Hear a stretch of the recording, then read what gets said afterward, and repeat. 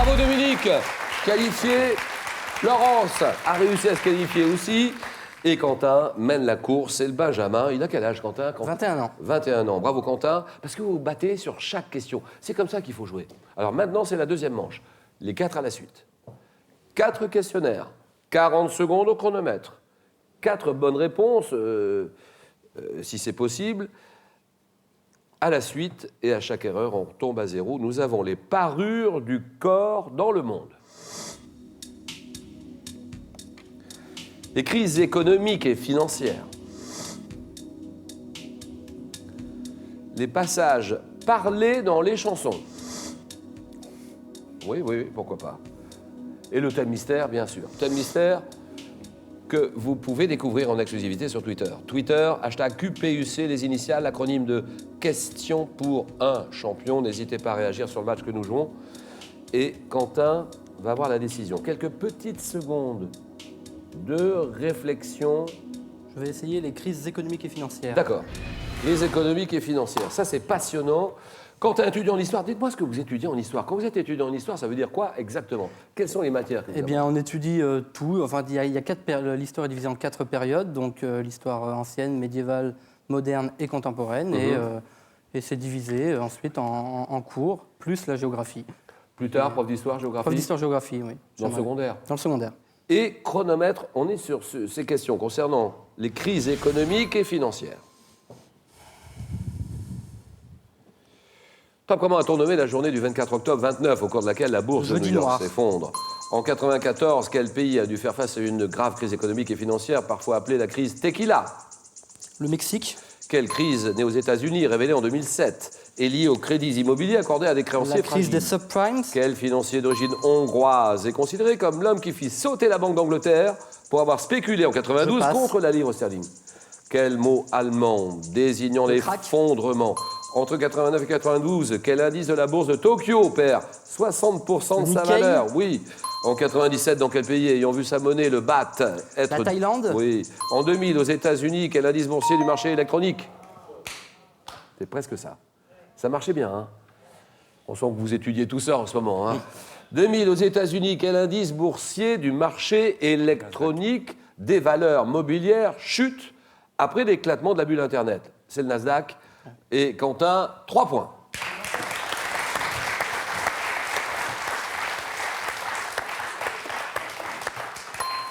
Bon, la Thaïlande, dans quel pays, ayant vu sa monnaie, le baht, être dévaluée, la crise économique qui a touché plusieurs pays asiatiques a-t-elle débuté? 97, le royaume de Thaïlande, d'accord.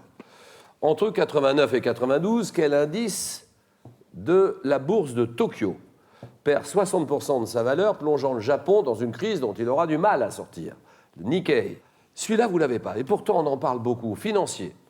D'origine hongroise, considéré comme l'homme qui fit sauter la Banque d'Angleterre pour avoir spéculé en 92 contre le pound, la livre sterling.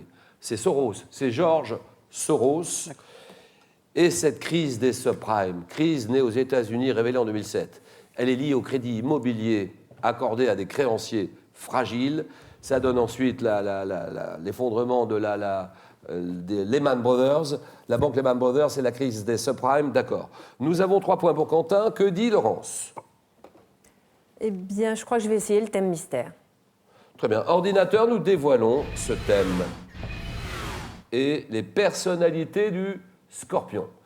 Le signe du Scorpion. Bon, Laurence, maman et mamie, jeune mamie, hein, moderne mamie, comment ils sont les petits-enfants? Oh, ils sont parfaits, évidemment. Non, mais je veux dire, combien Combien? sont-ils? 5? 5 petits-enfants. Et bientôt 6. Ils sont dans le 17e à Paris ou ils sont ils sont dans le 18e à Paris, oui, dans le tous. 18e. Oui. À côté, hein? Ce qui me vaut de les voir beaucoup, oui. Bien sûr. Mais vous avez longtemps vécu à l'étranger? Oui, on a beaucoup voyagé à l'étranger. En suivant votre mari, j'imagine? Bien sûr, oui. Il était dans le pétrole? Oui, dans une grande société pétrolière française. J'ai tout compris. Donc, vous étiez au Congo? Au Congo. Au Venezuela? Au Venezuela, Argentine, Pays-Bas. Les souvenirs que vous en gardez, par exemple le Congo? Le Congo, on a beaucoup fait la fête parce qu'on était très jeunes. J'imagine. Et la plage. La plage, oui. La fête. Et surtout, vraiment, moi j'ai découvert les Congolais qui sont justement des gens extrêmement chaleureux, la vie à l'africaine. Congo-Brazzaville ou la RDC? Congo-Brazzaville, oui. Vous continuez à voyager ou pas? Nous continuons à voyager pour le plaisir surtout. On est rentré des Pays-Bas il y a 2 ans et puis maintenant on ne devrait plus repartir. Un petit peu de... Un petit peu de moto, Un oui. petit peu de moto oui, aussi. oui, la route 66 Ah, récemment. wow, six. Oui, bien sûr. Bon, Laurence, on y va. Merci de venir nous voir, je le dis sincèrement. Le Scorpion. Personnalité du Scorpion. Top 81, quel homme politique né sous le signe du Scorpion est devenu président de la République française? Mitterrand. À quel compositeur né à Paris le 25 octobre 1838 doit-on les opéras Les Pêcheurs de Perles? Carmen. Bizet. En 80, quel cycliste français né en novembre 54 est devenu champion du monde sur route? Cycliste français. 80. Champion du monde sur route. Bernard Hinault. Oui. Quel dessinateur satirique français disparu en 2006 reste célèbre pour ses dessins politiques ayant été publiés dans le Figaro, dans Le Point? Piem. Non. Dans les années 70, quel humoriste né sous le signe du Scorpion? On connaît le succès en parodiant le jeu télé Le Schmilblick. Coluche. Ça fait 3 points. 3 points pour Laurence. 3 points. Alors, les dessins politiques, humoristiques dans Le Figaro, vous le savez, ça, Le Point, c'est Jacques Faisan. 3 points. Dominique, c'est à vous, je vous écoute. Passage parlé dans les chansons. Allez hop. Les passages parlés dans les chansons, inspecteur des impôts à Rennes, vivant à Rennes. Pas mal de littérature en dehors de ce que vous faites. Littérature et notamment Stendhal. Stendhal. Mais pourquoi Stendhal à ce point-là, je veux dire? Mais parce que c'est un auteur que j'ai découvert adolescent, en lisant Le Rouge et le Noir, et qui m'a passionné tout de suite. Et votre fille puis, s'appelle? Ma fille s'appelle Mathilde, comme l'héroïne du Rouge et le Noir. Vous vous rendez compte à ce point-là? Oui. Aimer Stendhal à ce point-là. Voilà. Elle est là, Mathilde, aujourd'hui? Absolument. Elle vous a... Quel âge a-t-elle? 20 ans. Et sinon, votre truc, ce sont les voyages aussi. J'aime bien voyager. On Oui. essaye de bouger le plus souvent possible. Dominique, merci de venir nous voir, je le dis aussi Merci sincèrement, d'accueillir. bien sûr. Et vous m'avez dit passage, parler dans la chanson. dans les chansons. Top 75, quel chanteur débute l'été indien par une Jodassin. strophe? En 73, quelle chanteuse dit les couplets de sa chanson Message personnel? France Gall. Non.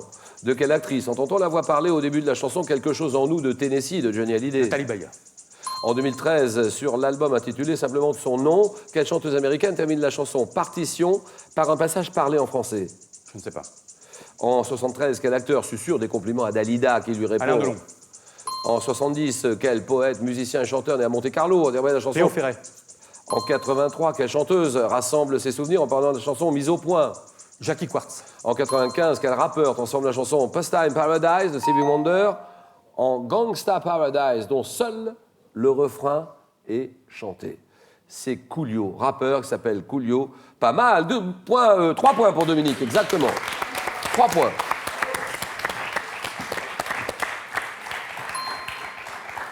Alors, il est né à Monte-Carlo, poète, vos papiers, Léo Ferré, d'accord. Acteur qui susurre des compliments à Dalida, qui lui répond en chantant parole, parole, parole. Alain Delon, d'accord. Partition, ah oui, sur l'album 2013, l'album intitulé de son nom, chanteuse américaine qui termine la chanson Partition par un passage parlé en français. Beyoncé. Ensuite, chanteuse qui dit les couplets de sa chanson, message personnel. Françoise Hardy. Mais bien sûr. Eh oui, ma chanteuse préférée en plus. En plus, oui. En oui. plus. Oui, au début de la chanson, il y a tout un texte écrit par Michel Berger, Ouais. c'est Françoise Hardy. Chanteur qui débute l'été indien par une belle strophe parlée évoquant Je l'ai jamais Marie vu, Laurencin. ouais. Texte de cette chanson, je l'ai relisé il n'y a pas longtemps, les textes de cette chanson. Et ça parle de Marie Laurencin, oui, Ouais. bien sûr. Tu ressemblais L'été à une indien, aquarelle. c'est signé Pierre Delanoë. Et Dominique, 3. Laurence, 3. Quentin, 3. Tous les scores à 0. Les 2 premiers qui arrivent à 2 points vont directement en finale. Regardez bien ceci. Que suis-je, un objet? Objet, j'ai généralement une... Quentin. Un panier. Un panier, très bien.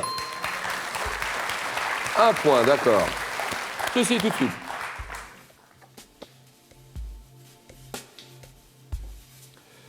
Que suis-je, un vêtement créé par Laurence? Paréo. C'est non. Créé par Louis Réard en 1946. Quentin. Le bikini. Bikini, voilà. Ça, c'est bon. C'était l'un ou l'autre. L'information du moment, c'est que Quentin est en finale. Et ça va se passer entre Laurence et Dominique. Regardez.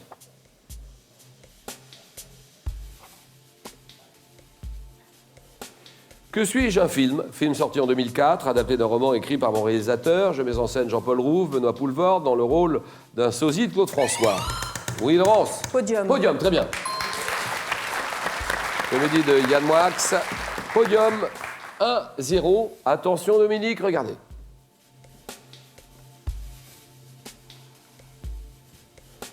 Que suis-je un animal mâle de unique? Un bouc. Vous dites? Un bouc. Un bouc, exactement. Égalité.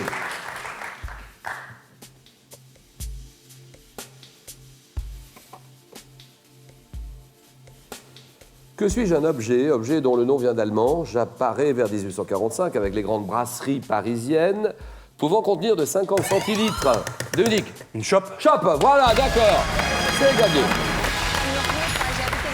Allez Laurence, on peut s'embrasser bien sûr. Merci beaucoup Laurence d'être venue nous voir. Alors pour terminer, c'est une voiture qu'on vous propose de gagner. Qui veut gagner la voiture? Tout le monde. Essayez de la gagner, essayez de répondre à cette question.